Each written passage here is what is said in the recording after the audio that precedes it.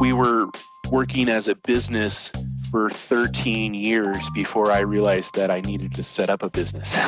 So I like, even though this is year 16 for Singletrack Trails, it's really like year 3 of trying to be organized. And I do a lot of referencing to the restaurant industry. Like, we have the front of the house and the back of the house. The front of the house include me and our biz dev guy and our marketing guy, and we chase the work and do the planning. And in the back of the house are the cooks, the chefs, the artists, the guys and the staff and the gals that get the project on the ground. And so we have the back of the house is dialed.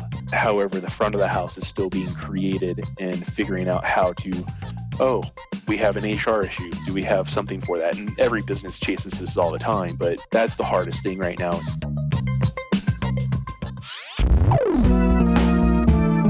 Podcasting from Boulder, Colorado. This is the Baby Got Backstory podcast, where we dive into the story behind the story of today's most inspiring storytellers, creators, and entrepreneurs. I like big backstories, and I cannot lie. I am your host, Mark Gutman. I'm Mark Gutman, and on today's episode of Baby Got Backstory, how a kid from Indiana, in love with his bicycle, built his dream job, which turned into his dream company, building mountain bike and recreation trails all over the country. Hello! Have you missed us? Because we missed you. We took a short hiatus, summer schedules, kids getting back to school, coming to terms with summer being over. The struggle is real. It all got in the way. But I am so stoked for the upcoming slate of shows we have for you. And you are about to listen to our 40th episode.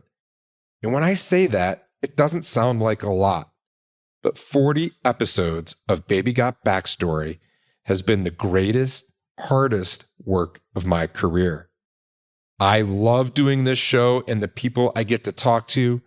I learn so much from every single guest. So thank you for your support.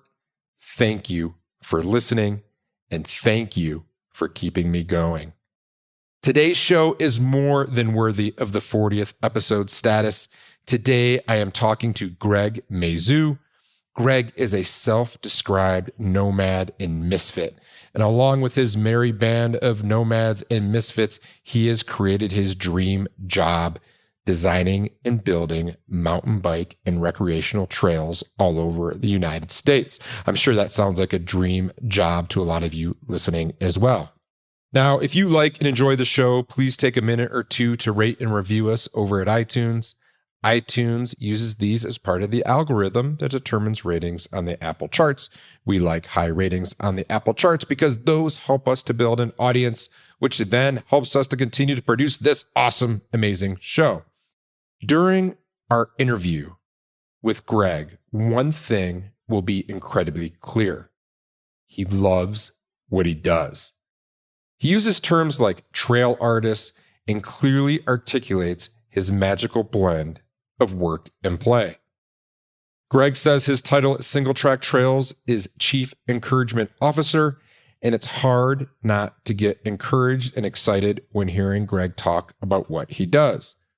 From a guy who loved to ride bikes and noodle on trails to a leader in the outdoor recreation industry all across the country, Greg Mazu has reset the standard of what it means to do what you love.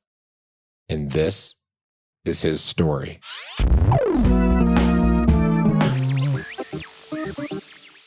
I'm here with Greg Mazu, and he is the founder and chief encouragement officer of Singletrack Trails. And Greg, can you just give us a little context? What is Singletrack Trails? Singletrack Trails is a outdoor recreation developer. We build infrastructure, we create infrastructure across the country for natural surface, hiking, mountain biking, and equestrian use mainly, but we do get into motorized, and we do get into bicycle skill parks and other things related to recreating on our natural resources. And when you were a young child, when Greg was 8 years old, I mean, is that what you were doing? Were you off building trails? I was always playing outside, yes, and probably like any other 8-year-old, I was fascinated with equipment. However, building trails was not something probably even on my radar as something that people do until their 20s or until my 20s. And so yeah, no, it wasn't on the radar other than playing outside. I grew up in the Midwest and had no clue that trails really existed in the way that they do now. Yeah, so tell me a little bit about that. Where'd you grow up and what was that like? I mainly grew up in southern Indiana. It was as most people who are from the Midwest know, it was rather warm. It was rather humid. I spent most of my days pedaling my road bike around. I got into road racing as a teenager, and kind of like my mom had family in Oregon, so getting out to the Pacific Northwest was always a favorite thing in my life. And so basically once I was able to start forming my own thoughts for what I wanted to do with life, I wanted to get out of the Midwest and out to the West Coast kind of as quickly as possible. Yeah, and did you have a sense of what that might be? I mean, did you always want to be in the outdoor recreation industry, or were you more like, hey, I want to be a doctor or a construction dude or whatever? I was a teenager in the year of Greg LeMond, and I wanted to go to Europe and race my bike. I had no other thoughts other than that. Obviously, that didn't work out, um, but no, I really like.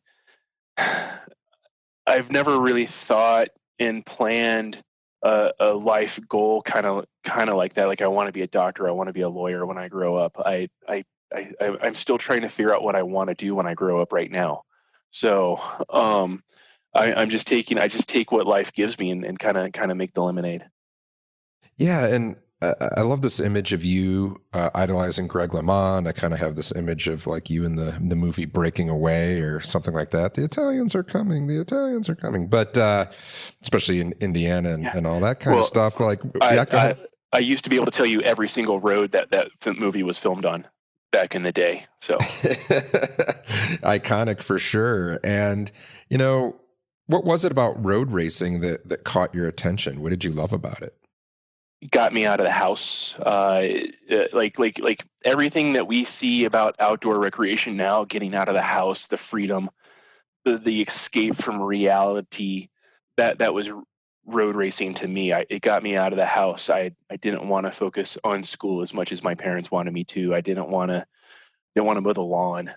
So it got me my independence. And my parents were pretty willing to let me start as an early teenager, if you will. They started letting me go in for an hour long ride and then 2 hour long rides. And then I would just go out and disappear and come back probably a better person for them to manage in the long run. So yeah, so that's road racing was my escape. I was in southern Indiana trails. I mean, what trails there weren't fantastic. The mountain bikes were, fully rigid cantilever brakes, not super awesome. So road bikes were my escape. Yeah, and in that right there, you mentioned that it necessarily wasn't what your parents wanted for you. You wanted, they probably wanted you to study harder, and you wanted to ride your bike. What did your parents want for you? Like, what were their hopes? I think obviously doing well in school, probably moving on and getting what I would describe as the corporate job and trying to make changes in that fashion. My dad worked for BF Goodrich in Alcoa for most of his adult life, and I don't know if that was the way. I studied exercise science in college and thought that I would get involved with that somehow, some way, and I think they were okay with that decision. I think they would have preferred me to be a business graduate or something like that. And yeah, it was something like expectations were kind of like you needed always kind of wanting to do better, but there wasn't on the whiteboard of like this is what mark off these boxes in your life kind of thing.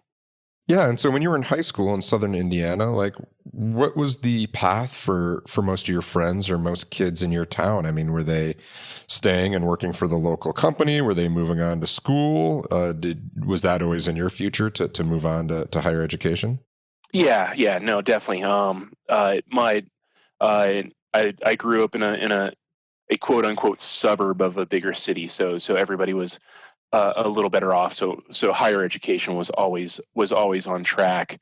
I think maybe some people went off to school and then moved back to where we grew up, and then some others like myself kind of escaped across the country to move on to a you know environments that spoke more to them personally. Yeah, and so tell me about that. So when you leave home and you finish high school, Mhm. what does that look like? It sounds like you moved out west, and give us a little Uh, context around that. nope, still took me 4 more years. I went to Indiana University for 4 years. I moved out. You know how some people move out, go into the dorms, and they go home every summer. That was not me. I basically moved into the dorm and kind of never went home. Like the independence of living in a college town was fantastic. So between freshman and sophomore year, I moved into a house with a bunch of bike racing buddies. We spent the summer racing bikes, and that was that was basically the next 3 years after that. I just stayed in Bloomington, Indiana for 4 years, and then graduated college and took a month off and or well a month off, like I just graduated college, right? So I took a month and drove around the West in my Honda Civic, living out of it. Ended up in Seattle and saw an old IU friend, and about 3 weeks later, she called me up and said that they found me a temp job at the company they were working for. She and her boyfriend were working for. So I loaded up a moving truck and moved out to Seattle, Washington by the end of the summer. Yeah, and what was that job and the name of the company that was waiting for you in Seattle? I was working with Raleigh and Diamondback bicycles. I was kind of like the grunt in the product development department, assembling bikes for Interbike at the time, assembling bikes for photo shoots, helping out. They still had a production line in Kent, Washington, so if there was an issue over there, I would go over and start breaking chains for the assembly line, or helping to do whatever needed to help it on the assembly line. So wasn't the most intriguing job, but it got me out of the Midwest, got me into Seattle. Seattle is near and dear to my heart now, and I have a lot of fake family, as I like to call them, out there. So really kind of grew. That's when I kind of grew up and realized that there was a world outside of the Midwest. Yeah, and it must have been, well, maybe not, your dream job. It got you into the industry working in and around, bikes, which must have been great, right? That was your dream as someone who was so invested in cycling. No, it was super good. Probably the last year in college, like bikes had kind of left my life a little bit. And I was walking around life a little aimlessly, and so I got back into riding bikes, got into mountain biking, got into realizing that there was more to food than just pizza and burgers, realizing that people spoke other languages in our cities, and it was just completely eye opening to me, and I realized that it was awesome. So Yeah, and so what did you study when you were at IU and when you left? What did you think you were going to do at that point, even before you got this job in Seattle? I was an exercise science major. I thought, well, towards the end there, obviously they're kind of pumping people into cardiac rehab kind of stuff, and wasn't really speaking to me. I as I tell a lot of people on my staff now, I've got kids now working for me who are trying to wrap up a degree, or they're somewhere on a gap year or something like that. It's like, no, you will go back to school and you will get a degree. So I kind of like left IU knowing that I had accomplished getting a degree, but I didn't know what I was going to do with my life. So I just kind of was on the chase for trying to figure that out, and getting into the bike industry, getting back into the bike industry, or getting into the bike industry, and then getting back into bikes was a huge help for me. But I was 22, 23, and still slightly. I didn't have a true north that I was following yet, so I was bouncing around a little bit still then. So Yeah, and talk to me a little bit about that. So, you mentioned this idea of a true north, and you're bouncing around a little bit. So, where does this first job lead you to? How does that develop, and where do you go next? That first job just kind of led me to realizing that there was more to life out there. I ended up, when I moved out to Seattle, I shared a moving truck with a friend from Indiana, and I dropped him off in Colorado. So I spent about 9 months in Seattle, and then I got restless. And so I started, my intent was to create a life where I could bounce back and forth between Seattle and Colorado. And so I came back to Colorado and hung out with some friends that I had here, ended back up in Seattle for a little bit, and then ended up, I was going to come to Colorado I grabbed my stuff and I was going to come to Colorado and work for 6 months, uh, doing temp jobs, doing whatever kind of came across my way, and then go back to Seattle and kind of do the same, like, oh, I'll come back out and help you guys get the bikes ready for Interbike, or kind of doing whatever odd jobs I could, being 20, like I said, 22, 23. That's a pretty awesome life to be bouncing back and forth. Yeah, and so like what I'm hearing is that the work though is also like a little bit of an ends to a means. Like Hmm. like what were you doing in these areas that was lighting you up and making it pretty ideal, as you put it? Why I was enjoying this life was I was rock climbing, I was kayaking, I was mountain biking and road riding. That's what was motivating me at the time, was to be playing outside and skiing and snowboarding.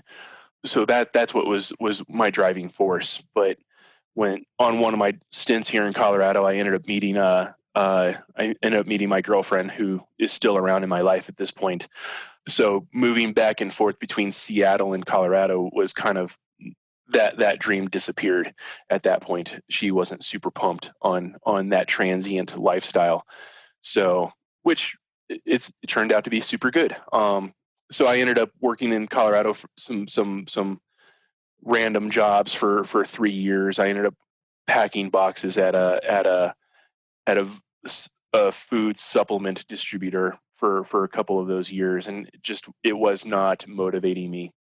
And over that time, I got involved with the mountain bike advocacy group and started building trails as a volunteer, starting getting more education about building trails. And then I was able to weasel my way into a job with Colorado State Parks in Fort Collins, Colorado, and became a seasonal trail employee at a state park. So that's how I got into what I'm doing. And then after about a year, I realized that they didn't really pay me as a state employee. They paid me more as a contractor. So I woke up one day and realized that I had a business. I never had to make that decision to leave a job and start my own business, because the state of Colorado forced me into that at the time. Thankfully for the state of Colorado, but let's back up. I mean, you covered a lot of ground, and you jumped right into, hey, I've got a business. But Yeah. so you're working this job, you're pack odd jobs. One of them's Hmm. packing boxes, Hmm. but you're lit up by the outdoors, and you're lit up by Hmm. writing. And take me a little bit into this. You mentioned that you joined a trail advocacy group. You started volunteering on the trail. Like, kind of take me back to that. Like, do you remember like the first, like why you did it, and then maybe like what was the first trail you actually like started digging on or working on, or let's talk a little bit about that. So that's a tough one. The first trail that I actually did trail work on, that's in the distant memory. I remember the first one that I worked on as a professional, but really, like, what happened is Barb was in my life. She had moved to Colorado from New England, where she had been, mountain biking had been in her history back in New England quite a bit, and she had done some volunteer trail days. And so we both got involved with the local group in Fort Collins, together. And so she took me to a couple volunteer days. I was like, I don't want to do that. I want to go ride my bike this weekend. And so, but ended up going to those and enjoying being outside, and wanting to do it more, and realizing that it helped this passion that I had for mountain biking at the time. It helped, like, I was helping to make the trails more to my liking, because that's, a lot of volunteers are out building on trails, and their driving force typically is to make trails more to their liking, whether hiking, mountain biking, or equestrian use. They want to make the trails better for how they use the trails.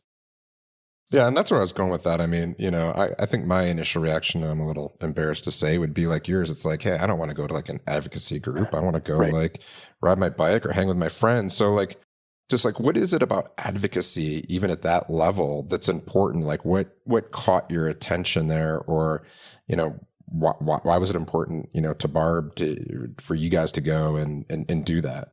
Well, at the time, mountain biking is the redheaded stepchild of outdoor recreation endeavors, if you will. Like, it's the one of the younger ones to the table. We're trying to use the same trails as hiking and equestrian use. And so through advocacy, mountain biking has been able to gain more access to more trails in the long run. I was just gonna say that's really interesting to me that, like, I think today we look around and, especially here in Colorado, but I think of everywhere. I was in Michigan for a while this summer. It's like mountain biking doesn't seem to be today this kind of younger, like less represented sport. It seems very mainstream to me. So to hear you say that and to take us back there is really interesting. And yeah, can you talk a little bit about like where mountain biking was at the time? You were kind of getting into that, but I just find that really, really fascinating. Yeah, and I think that the efforts of the late '90s and early 2000s are why mountain biking seems way more mainstream at this point. But at the time, mountain bikes were coming off of being fully rigid and cantilever brakes. Trails were not necessarily built for mountain biking at the time, and so they were built by hikers and horseback riders, and they saw a summit and they're like, we want to go to that summit. And so the trails kind of took the direct route up the hill. And so for mountain biking at the time, coming down a hill on cantilever brakes, which, if you remember, required pretty much your entire hand, your all four fingers, to be gripping as tight as possible to kind of, and they were, rim brakes. Disc brakes didn't exist. There was barely any suspension at the time.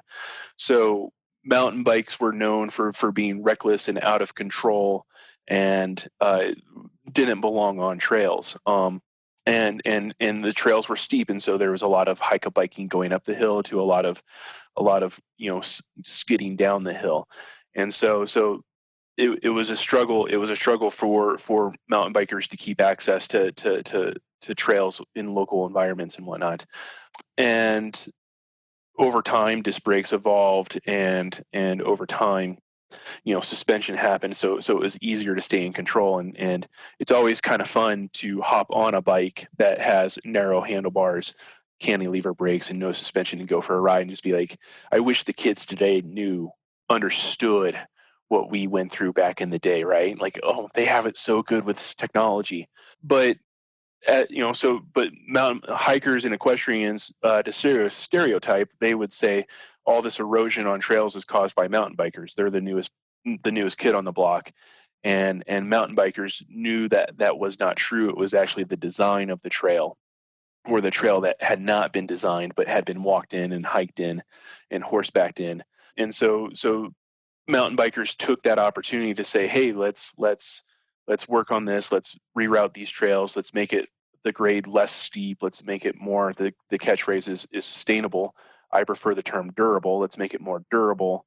And through that, like, the trail became easier to climb. So we didn't have to hike a bike as much. And coming down, we were able to increase perceived speeds. So you feel like you're going faster, but you're actually more in control. And then it's like, oh, you see a hiker, you're able to actually stop.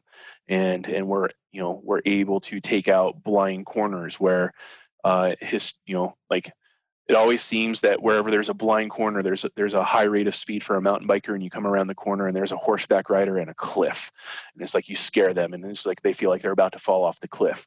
So we were able to use, trail design and trail maintenance and trail construction to kind of reshape the industry, making trails more sustainable, more durable. I'm sure some people will say I'm giving mountain bikers too much credit for the change in this industry. But if you look at the companies that are out there who are pushing the industry forward, we all came from the sport of mountain biking. So I feel like it's a fairly accurate assessment of life. Yeah, and I love that glimpse just into the early days and what it was like and the challenges and hiking your bike up and bombing down and trying not to like flip over the handlebars. And so like it wasn't easy, and I remember the first time I was on a mountain bike, like it was fun, it was cool, but it certainly wasn't easy. And Right. so what did you love about it? Like why mountain biking with everything that you have going on? You have climbing, there was some, road biking, all the things we do in Colorado. And I know you probably didn't just abandon that stuff, but like, what was it that really lit you up about getting on a mountain bike especially back then? I think, one, it's a bicycle, and bicycles have always been the one tool that motivate me the most. As like I can live someplace without skiing, but I cannot live someplace without mountain biking. Like you take my bike away, I become a very sad individual. So I think Why? What's so great about a bike? it goes back to being the kid. The bike was my escape from reality. The bike, and it still is the escape from my reality. I may, there was a period in life where I couldn't really ride a mountain bike trail without being critical of how it was built or how it was maintained. And today I may kind of think a little too much about work on it, but still it's how I escape reality of the world. And it's really nice. It's similar to like going snowshoeing in my opinion. Like if you go for a hike, you have to walk up the hill and you have to walk down the hill. And let's not forget that walking down the hill is actually harder and on the knees, on the hips, on the feet, because you're braking with your feet. And so it's just like snowshoeing. You walk up the hill, do you have to walk down? Versus mountain biking is like backcountry, split boarding or skiing, where you get to skin up the hill to slide down. And so same thing with mountain biking is you get to pedal up the hill and you get to roll down the hill, and that's just way more fun than having to walk down it. So No, thank you for that. And so, let's go back to, you've kind of fallen into this job with the state of Colorado, and can you just reset that? So what are you doing for them at the time when you realize like, hey, like I'm a contractor and I've kind of got a thing going on here? well, at the time, I'm basically just the seasonal trails coordinator for Laurie State Park and here in Fort Collins. My job is in '97, there was a large thunderstorm that sat over the park, over the town, and flooded the park and a lot of the town. So my job is to help complete a trails plan to rebuild some of the trails up there from that storm. I think it dropped like 12 or 15 inches of rain in like a 24-hour period. So a lot of the trails had gotten hammered from that, and so my job was to work with volunteers, work with youth corps to and go out and work by myself to kind of maintain trails, reroute trails, and implement this trail plan that the previous person had created. And it was a 6-month job, and so after the first 6 months, I got another job, another temp job here in Fort Collins. I then went back the following summer, and the position was funded through a grant. And it was that second year that it was like kind of like, well, you're not really a state employee because of we can't use this grant money to pay you as a state employee. I'm like, okay, well, I don't have insurance for this. And so we found a way to launder my money through a nonprofit locally that first year. But there was enough money for the next 2 years for me to be working at Laurie State Park. And so it kind of like allowed me to continue that second 6-month season. And then at the time, the International Mountain Bicycling Association was creating their Trail Solutions program, and they were leveraging people like myself to kind of show up on projects and help get them done. So I was able to start kind of like farming myself out and then do a little bit of contract work, planning work via contract for Lori State Park in the wintertime. It didn't really, like, I like to say that I woke up one day and it hit me, and it kind of did, but it was really like a 12-month process for me to realize that, oh hey, like they're paying me as a contractor. It took probably 2 or 3 more years for me to realize that I had my own business, but I was able to piece together 3 or 4 years of just constant trail work. And even to this day, most people say like, oh, I didn't know that you can make a living doing that. And it's just like, at the time, I was even surprised that I could make it, find a way to make a living just building trail. And it was amazing to realize that I could do that. Yeah. And so at this time, is it just you, or are you bringing on crew, or what does that look like? It was me, myself, and I. I was, if I was getting called up to, Wyoming State Parks called me in to wrap up a small project. If it was Trail Solutions, I might show up, and there were other vagabonds like myself who were trying to get into this business. So it might be a team on one of those projects, but really, like, this is 2004. I like to say January 1, 2004 is the start of the business. So this is like 2004 through, say, 2007, the business was me, myself, and I. I was out building doing projects, building by hand. By the end of that, I owned a truck, a trailer, and a machine. I had work in Wyoming and Colorado, and I was living the dream, if you will. This episode brought to you by Wild Story. Wait, isn't that your company? It is. And without the generous support of Wild Story, this show would not be possible. A brand isn't a logo or a tagline or even your product. A brand is a person's gut feeling about a product, service, or company. It's what people say about you when you're not in the room. Wild Story helps progressive founders and savvy marketers build purpose-driven brands that connect their business goals with the customers they want to serve, so that both the business and the customer needs are met. This results in crazy, happy, loyal customers that purchase again and again, and this is great for business. If that sounds like something you and your team might want to learn more about, reach out at www.wildstory.com, and we'd be happy to tell you more. Now back to our show.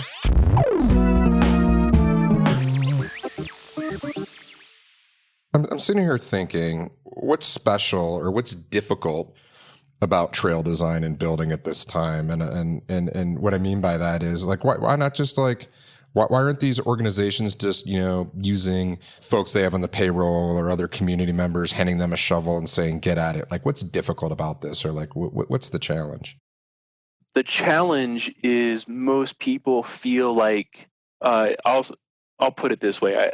Most people feel that trails are built by fairies and elves, even to this day. And that means that they just magically appear.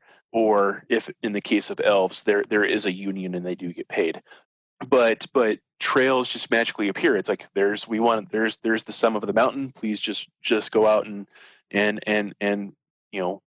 cut some brush and just rake and ride is kind of what those trails are called, because you just rake some brush out of the way and you can ride it, you can hike it, and you can ride your horse on it.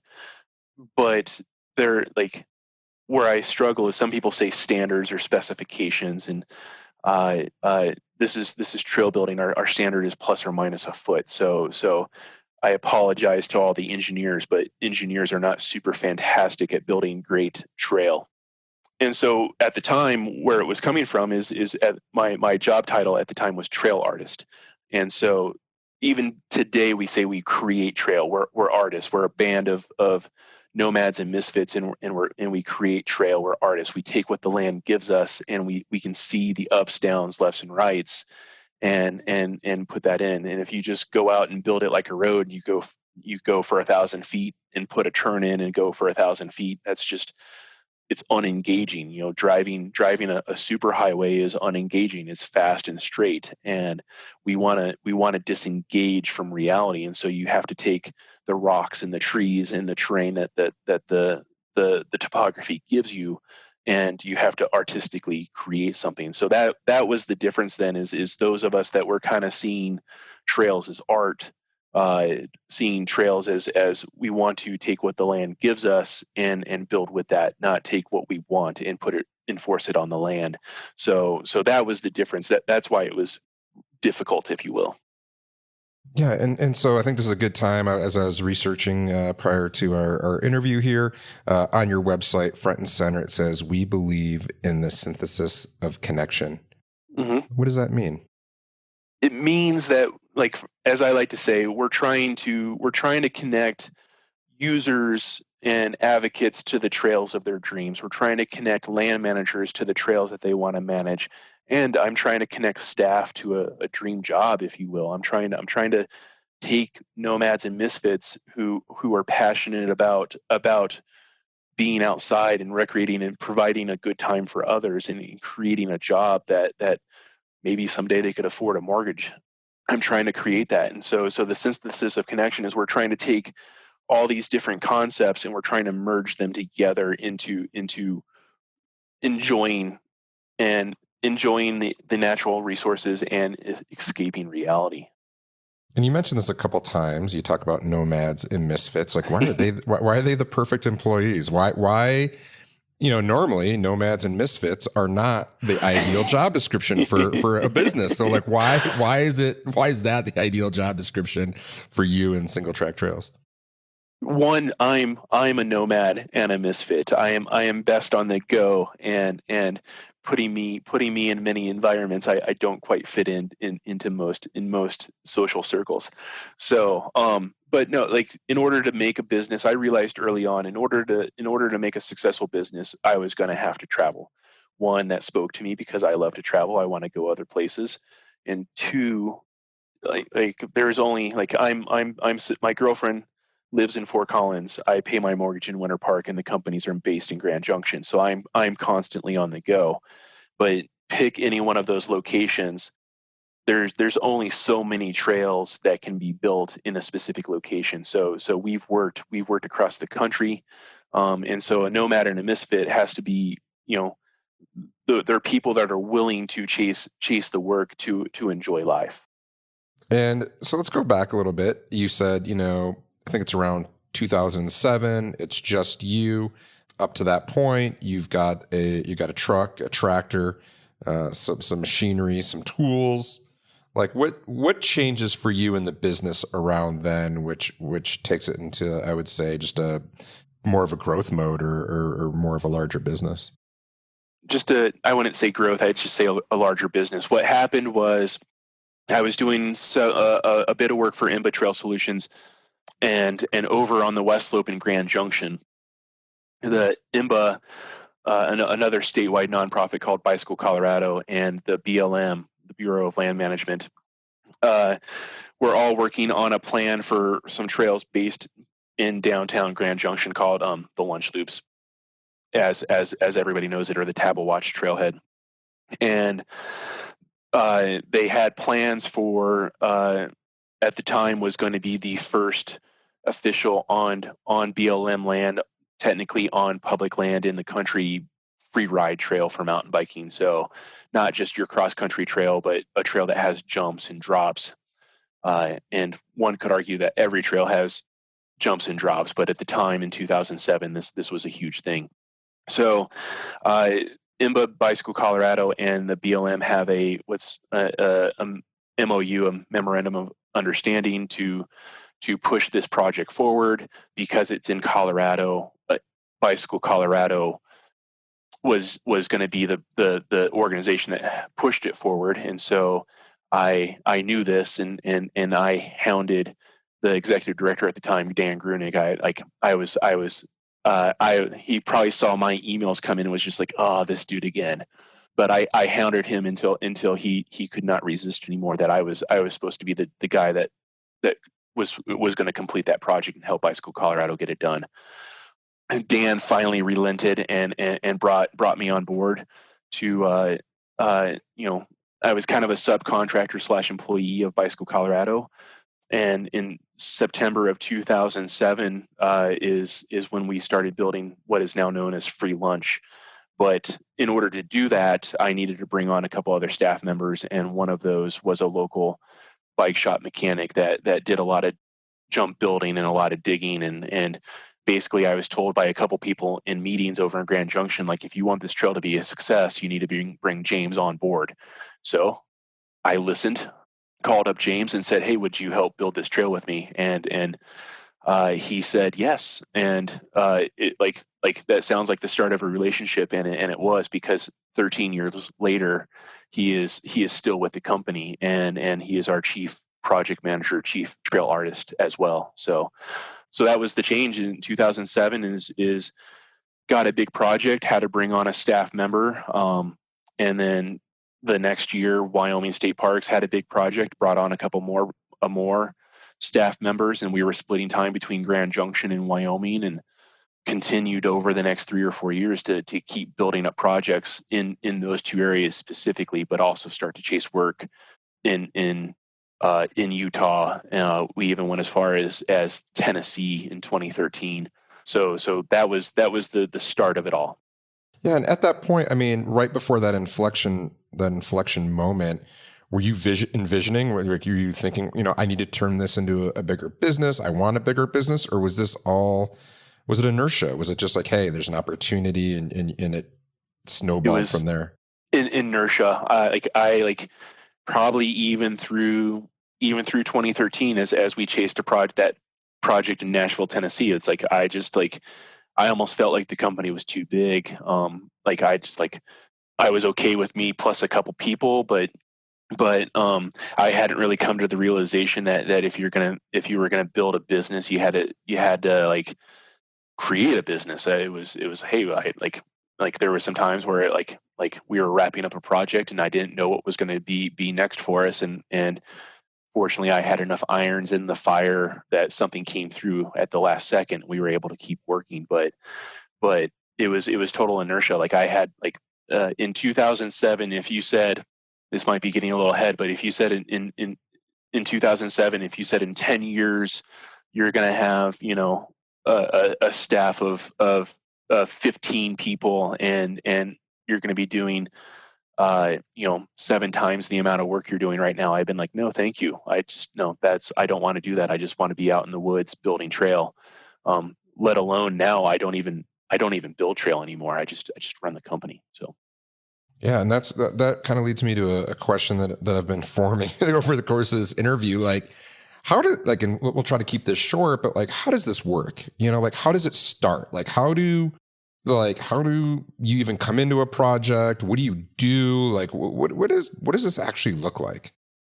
And that's the great thing. If the theme hasn't been obvious yet, I'm not quite a dog with a squirrel or a bright light, but I am almost like that. I doing the same thing over and over is not me. So every project is different with how it forms, with how it gets to the finish line. For us, some projects are somebody calls us up and says, we have a trail. Here's the flag line. We want you to build it this way. And we can do that. Some people call us up and say, hey, we have this property. We have an idea for a trail. Could you come in and help, lay it out and create the design for it? And we can do that. And some projects are a combination of the two. Some projects go out to bid competitively on a RFP. Some projects are sole sourced, and some projects start out with an RFP, and then they enjoy working with us, and then we become sole sourced. So some projects are privately funded, some projects are funded with grants, and some projects are funded with line items out of municipal budgets. So every single project is completely different in terms of how it gets to us and how we create it.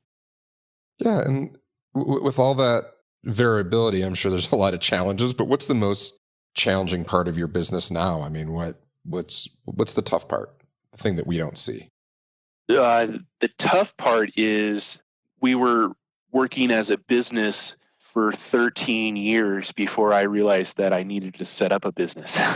So I like, even though this is year 16 for Single Track Trails, it's really like year 3 of trying to be organized. And I do a lot of referencing to the restaurant industry. Like, we have the front of the house and the back of the house. The front of the house include me and our biz dev guy and our marketing guy, and we chase the work and do the planning. And in the back of the house are the cooks, the chefs, the artists, the guys and the staff and the gals that get the project on the ground. And so we have the back of the house is dialed. However, the front of the house is still being created and figuring out how to, oh, we have an HR issue. Do we have something for that? And every business chases this all the time, but that's the hardest thing right now, is getting organized and making sure that the world doesn't think that we're like showing the world that we're not a junk show, even though we might be a junk show on the back end.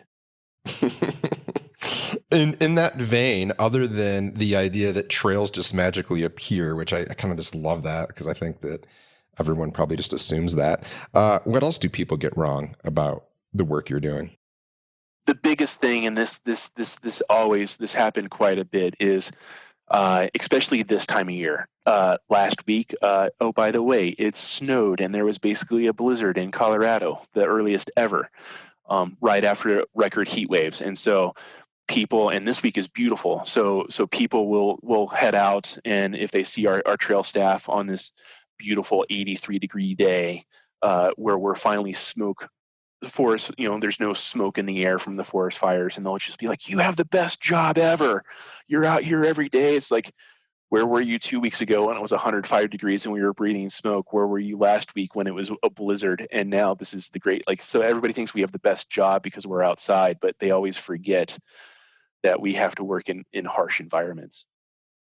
Yeah, one of the things I love about your story and what I know about you as well is, from the outside at least, it appears that both opportunity and just problems are the mother of invention and progress for your business. And so I know that you have other businesses that have come out of Single Track Trails. What do those look like? Primarily, I have 2 other official businesses right now. One being Tools for Trails, which is an online tool retailer for trail building supplies. And then a couple years ago, my ego acquired an existing business over in Grand Junction. It's a shuttle guide company called Desert Rat Tours. I had watched some friends run it as a side hustle, and I was like, it doesn't take much work to drive that business. And my ego heard that they were selling it, and so I acquired it from them. And since then, Single Track Trails and Tools for Trails have been growing. So it's kind of the redheaded stepchild of my businesses. But now my side hustles are getting side hustles, if you will. And Tools for Trails, we're developing a in-house tool brand called Backslope Tools. So we're trying to take the tools that trail builders have been using for 100+ years, and trying to modify them into modern tools and give them a modern take on how we actually use the tools, and make them stackable so you can put them in a trailer, make them lockable in case they're in the back of your truck and you're in downtown Denver and need to run into the hardware store or something like that.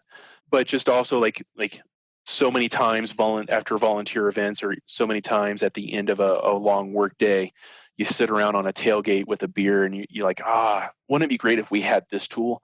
And so we're finally taking the time to take all that beer talk and actually turn it into tools and make them modern. It's on a quick side note, one of our Tools for Trails vendors sent out an email last week, like, "Oh, hey, we've updated a tool," and they took a tool and they added 4 inches to the handle length, and it's just like, "Oh, that's an update? Okay, no, thank you." So the side hustle has a side hustle there, and we're also looking at Single Track Trails is also looking to get back into more land planning with a landscape architect on staff, and we're looking to get into some.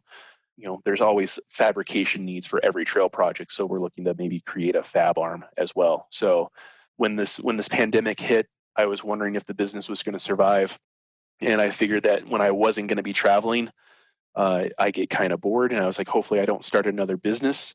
And fortunately for us, Singletrack Trails is going to survive and prosper at this point. And I started 3 other businesses. So I kind of like succeeded, but also failed at my goals in March. So the good kind of failure.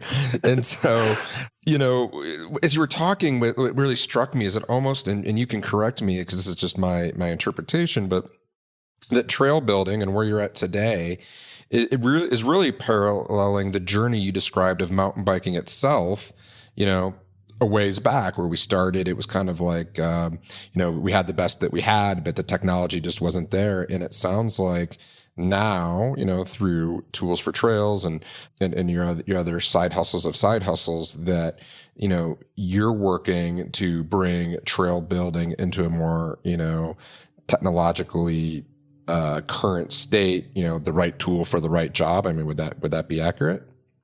The answer is yes. I guess the short answer to that is yes. I'm just trying to take advantage of situations that I kind of see in front of me.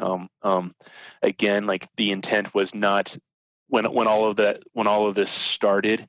The intent was not to intentionally modernize the tools and whatnot. It was just like, hey, can we take the time to produce this tool?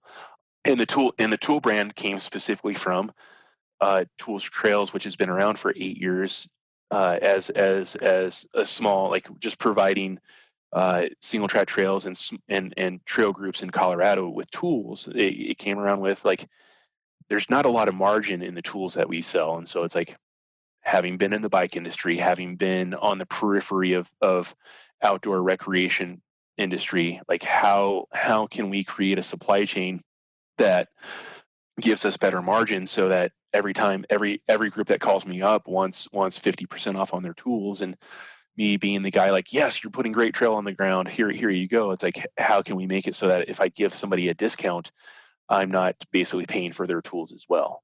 So that's where, it just keeps, the opportunities kind of keep coming, because at best I'm an opportunist. It's just like, I'm just taking advantage of what life is giving me. And so what makes a great tool? In the historic words of Keith Bontrager in the bike industry, light, cheap, and strong, pick 2. However, we're trying to do all 3. We're trying to make it light, we're trying to make it strong, and we're trying to make it affordable. And so what does Singletrack Trails look like today?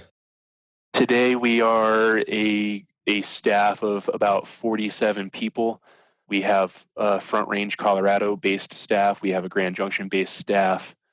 We're looking to expand staff based into Salt Lake City. Last year, fall of 2019, I brought on a longtime subcontractor based in Brevard, North Carolina. So we have North Carolina-based staff, and we're trying to build up these. We used to be a regional company that worked nationally, and now we're trying to become a national company that works regionally. And so we're trying to develop and scale through these smaller regional hubs versus trying to take Colorado staff all over the country. Yeah, is anything scary about that? No, and that's probably what I should be scared about. No, I mean, the great thing I get to do, like, for me personally, for a guy that loves to travel, it's like, I get to go to Salt Lake and Park City on a regular basis. I get to hopefully, go to Brevard, North Carolina, and ride Pisgah and the trails in Knoxville and down into Georgia, and at some point we'll probably expand into New England and maybe Oregon and California. And so like woe is me. I get to travel to great places and ride great trails and hang out at great breweries and with great people all over the place. So no, it doesn't scare me. It makes me want to pop the clutch and punch the gas. Let's go. Yeah, and I was going to ask that, and I think you answered the question, but I was going to, people do get wrong. You said, like, hey, you got the dream job, but it does sound in a lot of respects you have the dream job. And do you, I was going to ask, do you really get to ride, the trails that you work on? Do you really get to experience the towns? But I'll let you kind of answer that over again. But it sounds great. Yeah, the answer is yes. I have created a dream job. what, even on the crappy days, in my staff now, they enjoy the crappy days just as much as they enjoy the great days. But no, I get to. Are there people that are more fit on a bicycle than me because they get to ride more often? Yes. However, I get to go to all these great places and ride the great trail with somebody who knows it. I have some other friends that I travel with every spring or fall. We'll go down to Arizona to the desert and whatnot, and I'll be like, oh yeah, I've got Joe coming out to ride with us today, and they're like, who? I'm like, is there any place in the country that you can go and not be one phone call away from a ride partner? And I was like, no, I don't think so. And that was like, and that was and really at that moment, it was just like, yeah, that's pretty badass. It is pretty badass. What about a trail drives you crazy? Like what do you see that just ruffles your feathers? When they force their will onto the terrain, we can get into the nitpicking of like, well, that corner's too tight, or you should have gone below that rock or above that rock. It's art. Everybody has a different representation of what that art is. Like a lot of people look at a Jackson Pollock and think he just threw paint on a canvas. And for me, it's when you basically take the machine that you have a concept for a trail, and the terrain is not what that should be. Take we have to do this sometimes, but you have to build a green downhill trail across a black ski run. Like is that the best use of that terrain? Probably not. If you're working in Iowa, and they want a rocky technical train, it's just like a rocky technical trail, and it's just like, well, with what rock? Like, this is Iowa. you guys sold off all your rocks 100 years ago for better farming. And so when you just kind of engineer a trail, that's what bugs me. That's what bugs me the most. You need to take what the earth gives you, and you need to shape your trail because of that. If you could only ride one trail ever again, which one would it be and why? Just one? Just one. I know it's hard, but I want to know what you like, what your perfect trail looks like. One trail or one region? I'll give you a region. Grand Junction, Fruta. Thank you. That was tough. And the reason being, I love the desert, and the reason bikes are like shoes, trails are like shoes. You can't just have one pair, right? You need a pair of shoes for every event, and so Grand Junction, Fruta, it's the desert. I love the desert. We have rocky technical trails there that we have built, and also others have built there. We have the in-between trails, and there's even some pumpy, jumpy trails. And that's where I would pick. But as I ramble through this question, like, there's a trail in Winter Park that we built a few years ago. We call it Howler. And that's like, I could ride that trail a whole lot. Nice. And so as we come to a close here, Greg, question we ask everyone on the show: if you ran into your 20-year-old self today, what do you think he'd say? Hopefully a couple nice things. I mean, I was 20. I was opinionated and not always the nicest of dudes to other people. So I think I would approve of the life choices that I've made. I have figured out how to take what has been given to me and turn it into something that I enjoy. And I think that's, trying to think back, this is a fantastic question, trying to think back about, I was desperately trying to be a road bike racer at the time, and I would probably be excessively disappointed that didn't work out. But hopefully I would be smart enough to realize that I turned life into something pretty awesome.